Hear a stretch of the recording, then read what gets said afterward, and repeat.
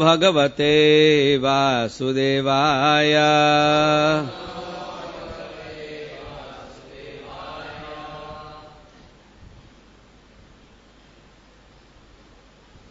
Srimad Bhagavatam, Canto 10, Chapter 44, entitled The Killing of Kamsa, text number 38. Tam samparetam vikacharsha bhumau harihi yatha ibham jagatah vipashyatah ha ha iti shabdah sumahan tada abhyut udiratah sarvajane nara indra tam samparetam vichakarsha bhumau hariryatebhyam jagato vipashyatah ha heti shabda sumaham stadabhyut udiratah sarvajaner narendra tam samparetam vichakarsha bhumau hariryathabhyam jagato vipashyatah aheti shabda sumaham stadabhyut udiratah sarva janer narendra tam samparetam vichakarsha bhumau hariryatebhyam jagato vipashyatah aheti shabdah sumaham stadabhut udiratah sarvajaner narendra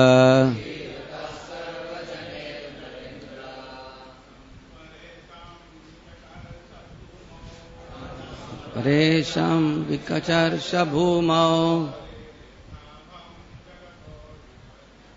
hariryatebhyam jagato vipashyatah aheti shabda sumaham stadabhut udiratah sarvajaner narendra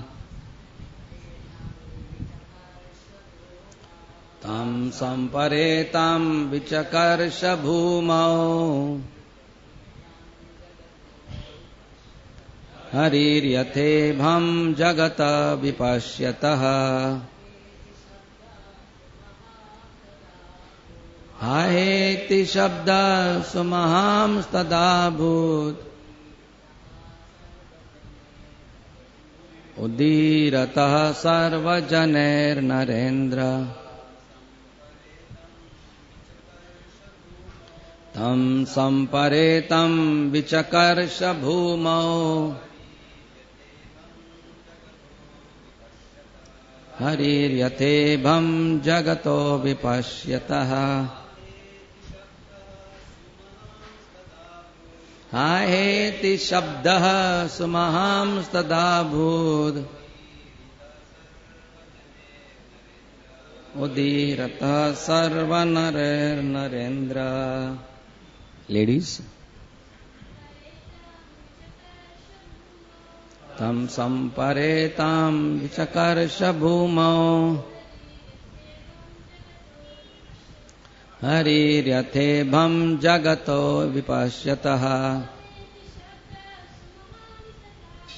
aheti shabda sumaham stadabhut udiratah sarvajaner narendra tam him samparetam dead vichakarsha dragged Bhumau, along the ground, Hari, a lion, Yatha, as, Ibham, an elephant, Jagataha, all the people, Vipashyataha, as they looked on, Ha ha iti, oh, Shabda, the sound, Sumahan, mighty, Tada, then, Abhud, arose, Udirataha, spoken, Sarva Jane, by all the people, Nara Indra, a ruler of men, King Parikshit. Translation purport by the disciple of Srila Prabhupada. As a lion drags a dead elephant, the Lord then dragged Kamsa's dead body along the ground in full view of everyone present. O King, all the people in the arena tumultuously cried out, Oh! Purport. Srila Vishwanath Chakravarti explains that many people in the audience thought Kamsa had simply been knocked unconscious when thrown from the lofty dais. Therefore, Lord Krishna dragged his corpse so everyone would realize that the evil king was indeed dead, liberated. Thus the exclamation, Ha ha, indicates how surprised the people were that the king was suddenly dead and gone. The audience's astonishment is also mentioned in the Vishnu Purana. Tato ha ha kritam sarvam ashit tadrang mandalam avagnaya hatam drishtva krishnena mathureshwaram. Then the entire arena became filled with cries of astonishment as the people saw that the master of Mathura had been contemptuously killed by Krishna. Om Jnana Timirandhasya Jnananjana Shalakaya Chakshurun Militam Yena Tasmai Sri Guruve Namaha Shri Chaitanya Manobhishtam Sthapitam Yena Bhutale Swayam Rupa Kada Mahiyam Dadati Swapadantikam Vandeham Shri Guru Shri Yuta Padakamalam Shri Gurun Vaishnavamscha Shri Rupam Sagrajatam Sahagana Raghunathan Vitam Tam Sajivam Sadvaitam Savadhutam Parijana Shahitam Krishna Chaitanya Devam Shri Radha Krishna Padan Sahagana Lalita Sri Vishakhan Vitamscha He Krishna Karuna Sindhu Dina Bandhu Jagatpate Gopesha Gopika Kanta Radha Kanta Namostute Tapta Kanchana Gaurangi Radhe Vrindavaneshwari Vrishabhanu Sute Devi Pranamami Hari Priya Anchakalpatarubhyascha Kripa Sindhubhya Evacha Patitanam Pavanebhyo Vaishnavebhyo Namo Namaha Shri Krishna Chaitanya Prabhu Nityananda Sri Advaita Gadadhara Sri Vasadi Gaura Bhakta Vrinda Hare Krishna Krishna Krishna Hare Hare Hare Rama Rama Rama Hare. As a lion drags a dead elephant, the Lord then dragged Kamsa's dead body along the ground in full view of everyone present. O King, all the people in the arena tumultuously cried out, Oh!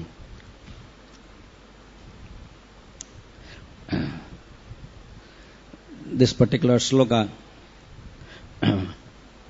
brings an end to one of the most important demons, which became the apparent cause for the Supreme Lord's descent in this world. with the destruction and death of Kamsa, ended the demoniac rule of tyranny, cruelty, lawlessness, irreligion, and all the things which are associated with demonic consciousness, as exemplified by this very, very powerful demoniac king Kamsa. It may be interesting to note that Krishna has exerted more in killing Mustika and Chanura than in killing Kamsa. With Chanur Mustik, Krishna Balram had a good fight, a real good fight. Many slokas describing how chest to chest, head to head, neck to neck, leg to leg, and almost pictorial description of how they must have really dragged, pulled, pushed, kicked, bent, manipulated each other's limbs with such artistic excellence. There's a lot of effort there, to the extent that Krishna had to sweat for that. It was tough for Krishna. That was his Leela. But it was apparently tough for Krishna to knock off this mighty wrestler. With Kamsa, it apparently appears that he just jumped and pushed him, and he was finished with one fist. Right? That is significant. Everything the Lord does is significant. We may understand, we may not understand. That's our problem. But everything the Lord is significant. That for Krishna, even the toughest things, the most difficult things are extremely easy to do. Don't we say that in Lord Chaitanya's shloka also? In Mahaprabhu's shloka we say that what is apparently very difficult, by just remembering Gauranga Nityananda, it becomes very easy. When you don't remember the Lord, an easy thing becomes very difficult. Right? So, let us understand this Kamsa and the ease and effortless behavior of Krishna. He has been a tough nut to crack for the whole universe. A very, very difficult person. And so are the problems of this world. When we examine the problems of this world, each problem is like a Bakasur. Each problem is like a Vyomasur. Each problem is like a Kaliya. And we must remember that these demons, even though Krishna may have playfully knocked them down, but all our previous speakers and previous times have given us backgrounds of who Kaliya was, and who Bakasur was. Bakasur was a big king, and the Sat Tapasya, which almost brought him close to immortality, because he was immunized from the weapons of even Yamaraj. When Yamadanda did not work on him. Imagine? The Agni Astra, and Indra's thunderbolt, and everybody else, Pashupadastra, and everything was hurled at Bakasur.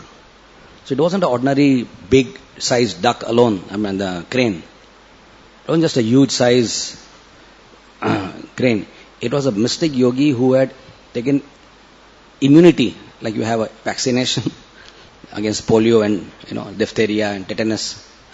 So he was immunized by his yogic Shakti against the bombardment of even Yamadanda. So these all demons were of that caliber. And in totality of when we analyze the world, the problems of this world also are huge. There is not one single problem which is looking like small. All of us are a little bit into the mood of eco-friendliness, right? In our insignificant ant-like way, we are trying to create some change in the environment at Radha Gopinath Mandir by spreading some consciousness of that. But the problem is voluminous. What the human civilization has done the last 20 years, it has generated more carbon monoxide and carbon dioxide than in generations before. Generations. And when CO2 levels rise, Very difficult. The lungs also have, they breathe in oxygen and they breathe out carbon dioxide. That's basic biology. And there are several diseases where the lungs become weak. The lungs become weak, then the carbon dioxide is not exhaled. It goes into the brain. The patient becomes unconscious. It's called CO2 narcosis. It is exactly similar with the earth body. Just the same. Because the human body is a replica of the earth. It is made of earth. Panchamahabhut, right? So, when you cut off the trees by deforestation, you are destroying the lung of this world. But they are the breathers. Who breathes for us? Of course, we breathe for ourselves, but the whole earth has been provided by O2 by the trees. So, knocking off the trees is like knocking off the lungs of this world. So, the whole world cannot breathe, practically. And the CO2 levels rise. The lung is destroyed. The same CO2, when it rises and touches the peaks of the mountains, it causes what you call as the greenhouse effect, right? And seals and breaks off the ozone layers. And then the snow caps start melting away. So, the problem is so large, when you look at the satellite diagrams of the, various melting away of the snow caps, it is amazing how Himalaya has become bald. Even few years ago when we are going to Himalayas with previous yatras, we were seeing a not huge, the word is not huge, but big enough Ganga. And some snow around. Not snow clad, but some snow at least was there. But now Himalayas look like Sahyadri, they're just like Maharashtra and India. There's just no snow there, practically. It's hot in Badrinath. What does it mean? So, and the problem is so large. Couple 100,000 tree plantations has no value. There is no value. Because the damage done is so enormous. So I'm giving this example to make us understand that the problems are very large. Huge. In every field. What to talk of diseases. We are now faced, the human civilization is faced with, as I said before, insurmountable demons were there. The same thing, human civilization is going through the same process as it was going through 5,000 years ago when these demons were actually there in personified forms. They are still there, we say, right? Don't we say they're still there? And they're there in the name of all these problems. They're like problems created by demonic people. So they are like in themselves demons. So we may brag. Human civilization has a tendency to brag. Just because we have every 3 months a new mobile which comes in the market, there is such a huge illusion which has gripped human civilization that we are advancing. Is it not true? Including devotees like ourselves, well-intended devotees, even we are sometimes swayed off. We said, oh guy, this is too much. Look at this, what the small thing can do. It is versatile. Tuk. You can just go on pressing buttons and create, huge amount of information, access anything from anywhere. One photograph sent from there comes here in, half a millisecond it comes here. Right? So it is such a powerful scheme of the illusory potency of the Lord to make us feel that we are really advancing. Hey, come on here, what is all this old stuff, that, this and that, the world is, in a doomsday, people, birth or disease and death, we are overcoming all of that. It is a grand illusion of Maya. And human civilization with all its electronic power cannot destroy even one bacteria. And this is, I'm not exaggerating. You ask any medical person in this world, we are absolutely helpless in destroying even a bacteria which contacts the body in the intensive care unit of any hospital.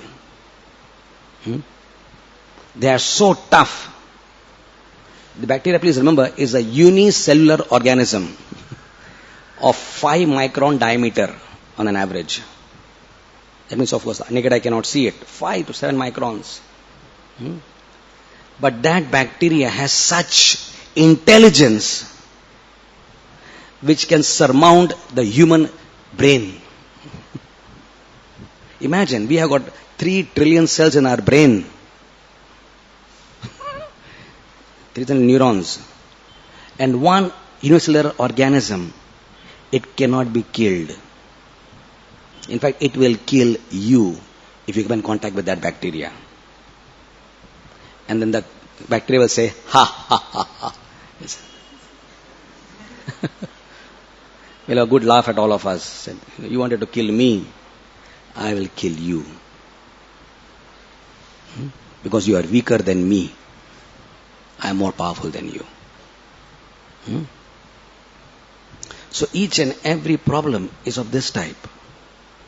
In the educational system, how to train our children from going astray from living a normal life where they can play, they can sing, and this and that, rather than going to all these crazy habits, completely altered behaviors, drug addiction, completely disobedient, rebellious behavior, no respect for any damn person in the world except themselves.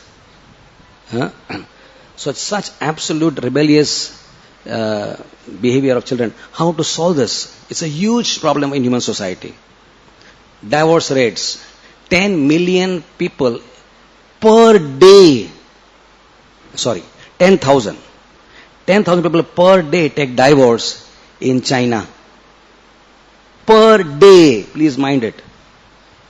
This official statistics from the Chinese news. Per day, 10,000 families. That means if a family of 4 or something, whatever, that means 40,000 people directly, and there, of course, if you come, bhai, bhabhi, and whatever, cousin, to what extent they are affected. So lakhs of people are broken-hearted every day in China. And who can solve that? And China is supposed to be very good at gadgets, right? Very, very good at gadgets. But this is such an illusion. Gadgets cannot solve the problem of human civilization. And that's what we all are being made to believe, that technology can solve the problems of human civilization. But the answer is a big no.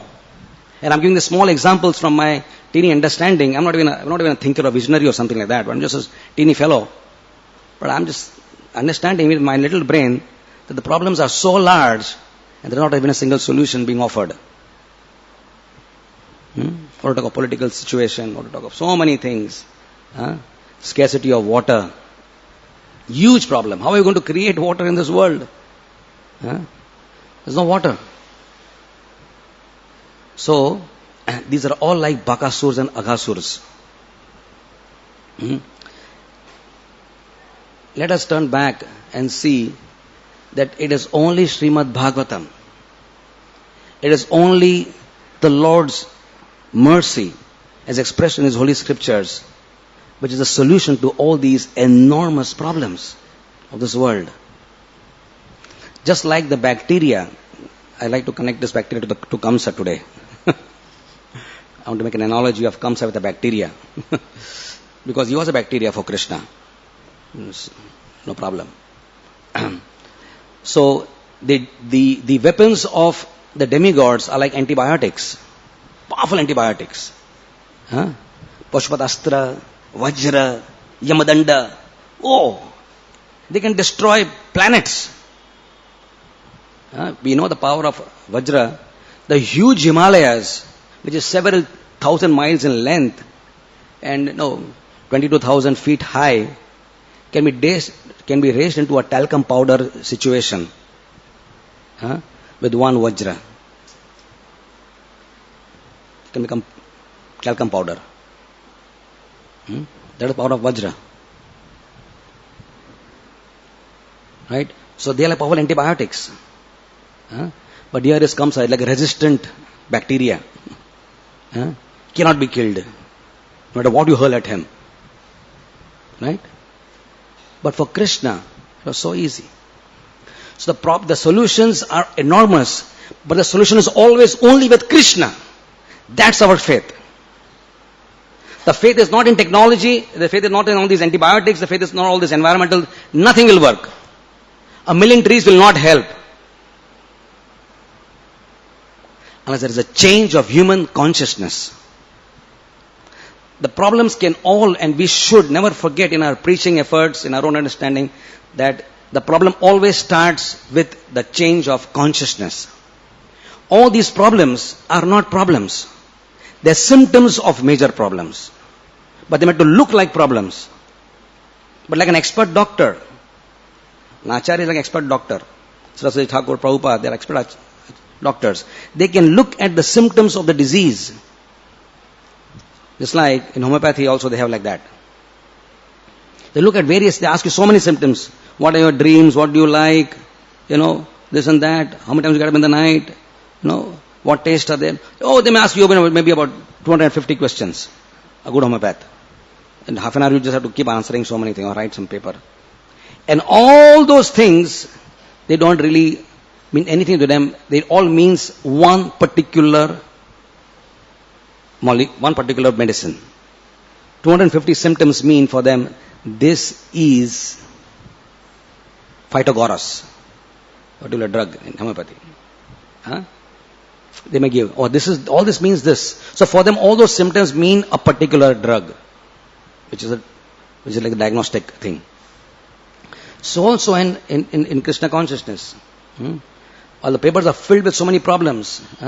You look at the rape situation of our country, all over the world also. Oh, it's unimaginable. Father and this and daughter, this, all lots of going on, right? But don't we understand? Doesn't the world understand that it all stems from a change of consciousness? That is the root problem. It is not about the law and order situation at all. The toughest laws in the world cannot remedy this. They may bring down like a suppressive agent. When you have tough laws, the crime rate does come down, it's true. But it is like taking a painkiller for a degenerated bone. So there will be a relief for 12 hours to 24 hours. But again you have to take another.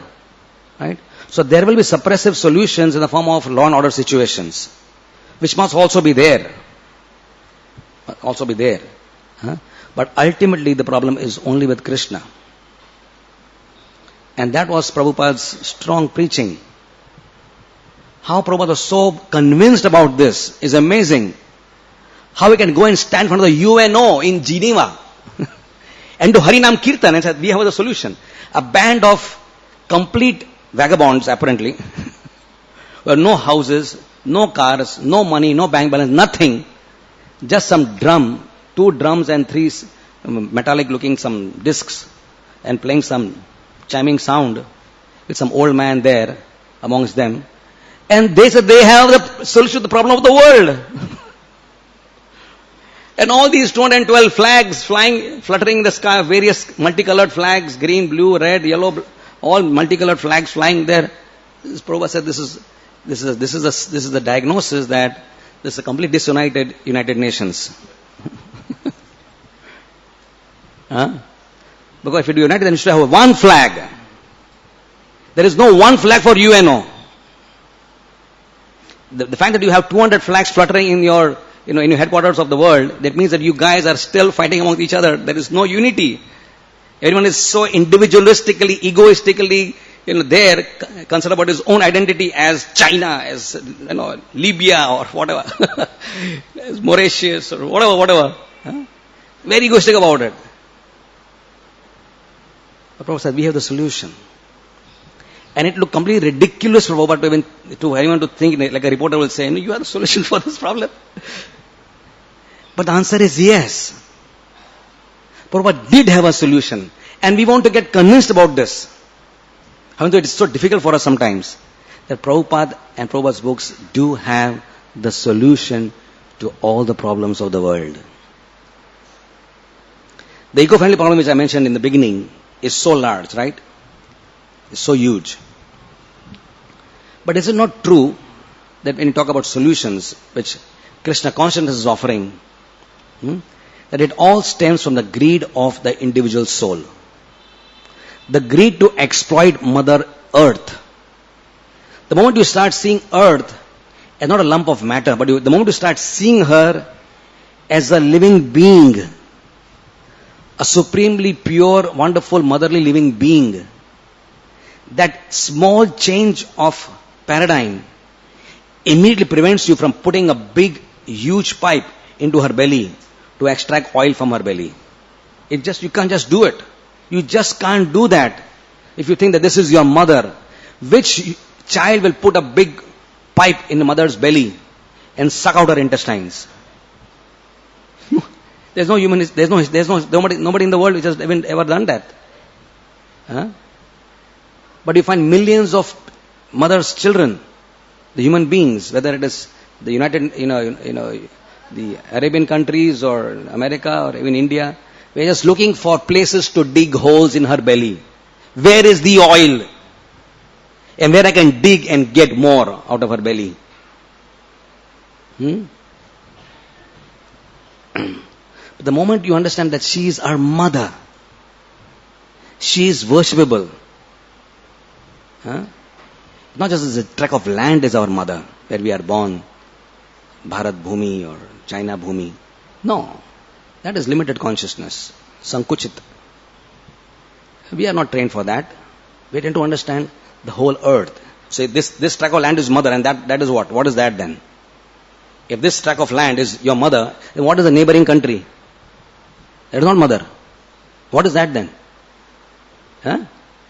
So we don't get it on the stupid consciousness. To think only our motherland is worshipable. The whole earth is our mother. Right? The whole earth is our mother. And Krishna is our father. The moment you do that, like Radha Maharaj explains so nicely, so beautifully, and so convincingly, that the products of Mother Earth are meant to be offered to our Father. And this microcosmic small 72-acre piece of land in Wada speaks a loud message about that. And it is so convincing. That every produce of mud, of sugarcane, of every seed, everything has to be offered back to Supreme Enjoyer, Sri Krishna, with the added component of bhakti. Just take the same sugar cane which is grown from Mother Earth, cut it with the same knife, till it the same bull, but when you're scraping the skin of the sugar cane and cutting it into pieces and offering it to the altar, add one small component which is called as bhakti. And when Krishna is pleased, when the Father is pleased, He floods the world with prosperity. But our Father is very wealthy. Krishna is Lakshmi Nath. No problem about wealth in this world. There can be abundant wealth without exploiting the Mother Earth. Yudhishthira Maharaj was such a king. Wherever he would go, there would be rainfall. He was so pure. And purity attracts even nature to respond. And impurity also attracts nature to respond in a negative way. Yudhishthira Maharaj would go, there would be prosperity. That's how it was a diagnostic. Oh, this Virat king, Pandavas must be there probably. They are all probably Agnatwas in Virat.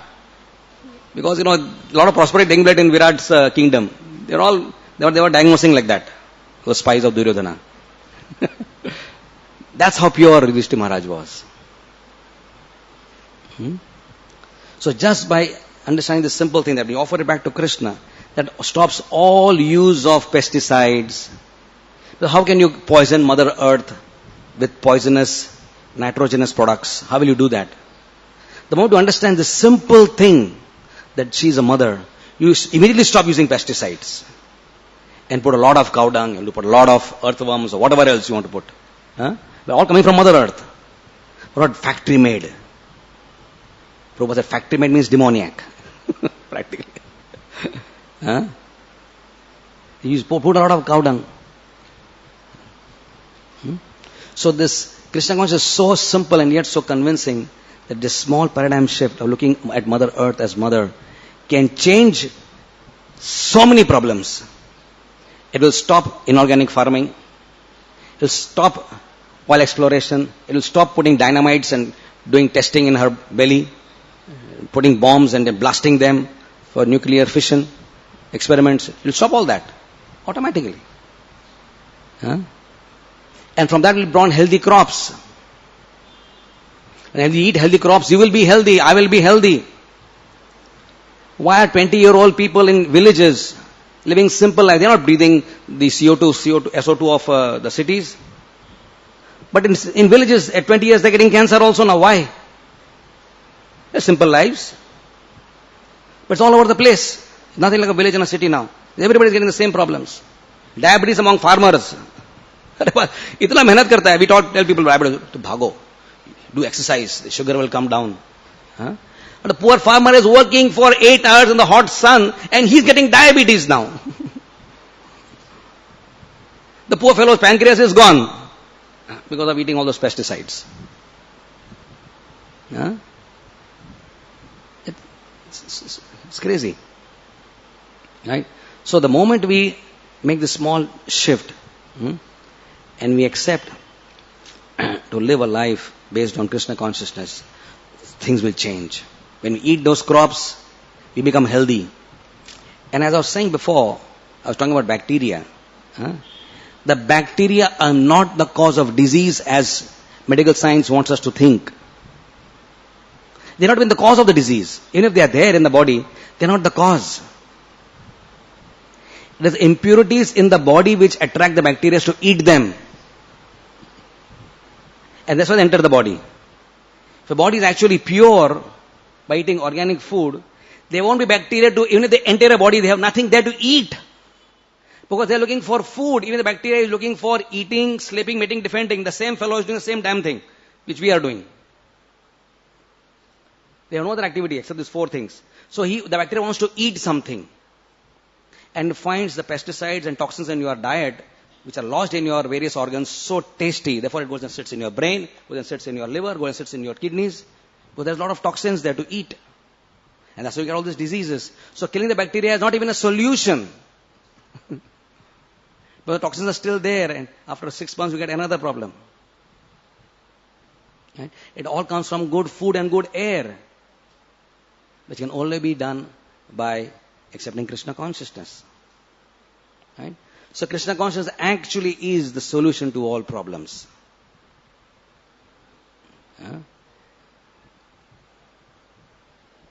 Therefore, all our projects, when we come to the temple, we learn about the philosophy. Then we go to Vada, we see its application. Right? We come here, we see its application. You go to the hospital, you see its application. You go to Gopal's garden, you see its application. So this place is like an educational center for us. For devotees worldwide and for Gopinath devotees, this is an educational center where we really learn the Siddhanta of Krishna consciousness. So you cannot separate out the projects from the educational institute. You have to learn the science of Krishna consciousness, the Vijnana. This is like a university. Prabhupada used to call temples as universities.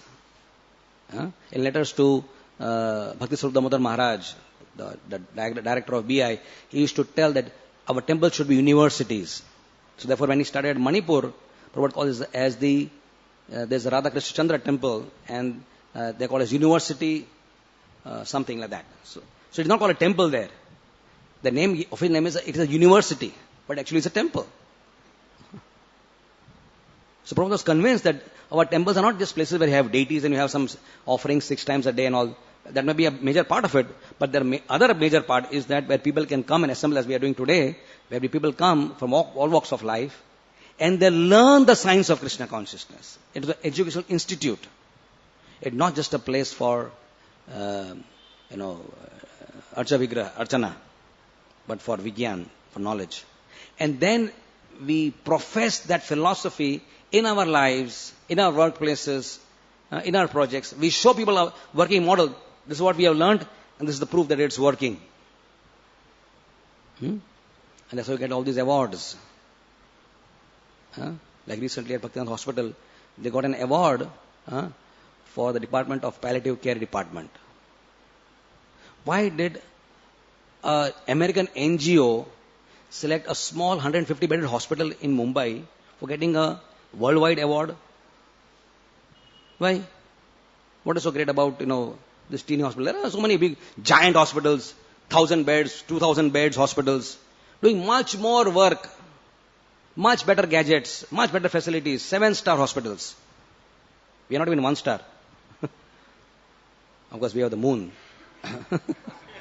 So we don't need stars. Prabhupada is our moon. So better we have one moon than so many stars. Yeah, but then that's the way it is. Huh?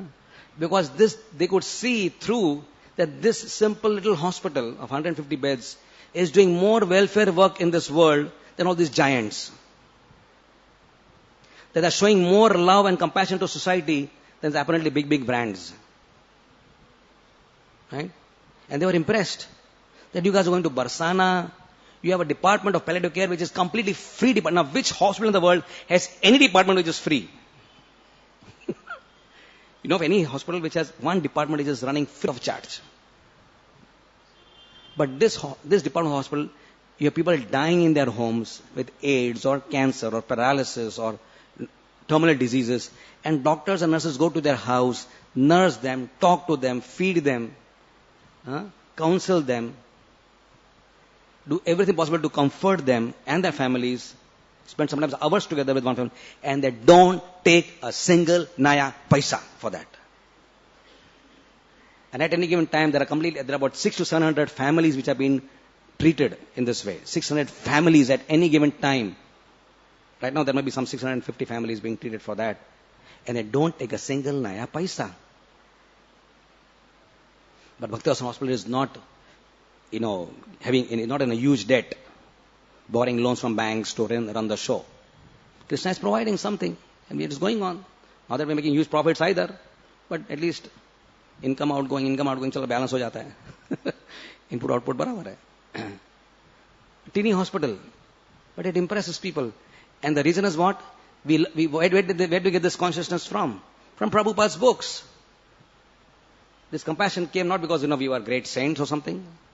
This department people are people who are regular people, who are doctors, but they're inspired by Prabhupada's books. And they go to these families and treat them. This is compassion. A qualified doctor taking no money and spends 3 hours in your house. Huh? Doctors, when they spend 5 minutes, they take 500 rupees, 1000 rupees. Sometimes even take 1 minute and then still take a lot more money. They don't talk to the patient sometimes. You meet me in my private clinic. There's some small note they will give. But here somebody spending hours and taking no money. This is Krishna consciousness in practice. This Krishna consciousness in words, coming to Srimad Bhagavatam, Bhagavad Gita, and Krishna consciousness in practice. But we want to show the world, whether it is Vada or the hospital, that Prabhupada's teachings are viable. We have a viable philosophy. We have a sustainable philosophy. It's not just bookish knowledge. And we are showing results. And people are slowly taking notice that these Krishna conscious people have some solutions. And as we become more and more convinced and expand and keep the consciousness intact, we will be impressed. Yes, we have solutions. Prabhupada went and single-handedly, he had no institute even at that time, but he treated and rehabilitated drug addicts. Right? Don't we know that? He rehabilitated drug addicts. The whole American government could not do anything to the drug addicts there, the hippies. There are millions of hippies there in the country. New York and San Francisco was the hub of the hippies. But nobody was able to do anything to them. Counseling, this, that, whatever turkey treatment, whatever they were doing, cold turkey. Nothing was happening. This old man comes, 70 years old, and feeds them rasgullas and gulab jamuns. And gives them a bead. Said, you chant Hare Krishna. And they stop their bad habits. Right? So this is the power of Krishna consciousness. It's just like this, as I said before. Like Krishna. He just, with one fist, he killed Kamsa. He did not even exert like killing Chandramushtika. With Kali also he had to battle a lot to subdue him. This way, that way, wriggling for several hours. And then dancing finally on his hoods. So there was some effort. But Kamsa, the king of all these demons, there was only just one mushti prahar. Boom. So it's like that. The solution is only with Krishna. And what is the solution? Hare Nam, Hare Nam, Hare Nam Eva Kevalam. The biggest problems in the world, as we said, start from altered consciousness, disoriented consciousness, huh? Ignorant consciousness. The problem is here, the solution also must be here. A change of heart. Right? And how do we change the heart? You don't need a new heart, you don't need a heart transplant. Huh? You change your heart by chanting Krishna's holy names, the Lord's holy names, Sita Ram, Lakshmi Narayan, Radha Krishna. By chanting the Lord's names or in the names of Allah, Muhammad, Jesus Christ, whatever name you want to chant in your own religion, as per your original scripture, you chant. But chant the names of God. That name has got such power. It is the most powerful antibiotic which can destroy the disease of ignorance. All of us, whatever we are today, whatever we have, young people sitting here with saffron, they only change because of the Mahamantra and Prasad, nothing else. Ultimately, they heard something, they chanted. They heard something, they chanted. The more they chanted, they were convinced. And their dress changed, their hearts changed, everything changed, hairstyle changed. Huh? The way of lifestyle completely changed, that's all. Huh? So if it can happen to a small number of people here, it can happen in the worldwide level also. That was Prabhupada's dream. When he was in the Jaladuta, he was saying that from every stream, from every mountain, will be resounding the holy names of Krishna. He said, in Mayapur, he predicted like this, right? Bhaktivinoda Thakur's dream, 1971-72, and the devotees from all over the world. The American brothers, Australians, Russians, Germans, and Indians will come together and chant Jai Sachidanand Gaura Hari. Right? So, so let us take serious note of Srila Prabhupada's teachings in our study of Srimad Bhagavatam 10th canto. Let not just the pastimes create a sense of superficial joy that Krishna killed all these demons, but let us take serious note of the underlying lessons also. That Krishna is not just killing the demons, he can destroy all ignorance within a second. Just like Krishna consciousness can solve all problems. And Krishna is showing that, therefore, rather than just seeing the demons for what they are, what they represent, and now Krishna consciousness, when it is applied, wherever it is applied to any surface, that becomes bleached of all the problem. With this faith, when we chant Hare Krishna, then want to talk of the world level problems, our teeny heart also. If the holy name can solve worldwide problems, then we are teeny mini fellows. If we just chant Hare Krishna nicely, 16 rounds without offending devotees, Namdas Thakur says, we will have our journey, safe journey to the world of immortality. So let us fix our consciousness, fix our hearts in Prabhupada's lotus feet, and be convinced that he is our savior, he is our master. Hare Krishna. Srila Prabhupada ki jai. Any questions, any comments? Jai. Shri Radha Gopinath Bhagavan ki jai.